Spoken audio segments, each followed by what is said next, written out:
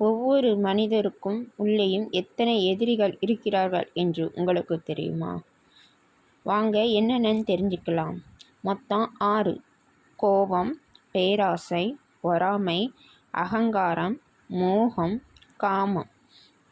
இந்த 6 தான் மனிதனுக்குள்ளே இருக்கிற 6 எதிரிகள். கோபம் மனதில் குழப்பத்தை ஏற்படுத்திக்கிட்டு தவறான முடிவுகளை எடுக்க நம்மளை வைக்கும். அதுதான் கோபம். அடுத்து பேராசை.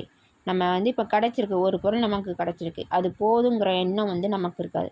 இன்னும் கிடைச்சாலும் இன்னும் நமக்கு தேவைப்படுதே அப்படிங்கிறது திருப்தி இல்லாமல் இருக்கிறது தான் பேராசை. பொறாமை. தன்னை விட யாரும் உயர்ந்திடக்கூடாது என்ற தீய எண்ணம் உள்ளது தான் பொறாமை.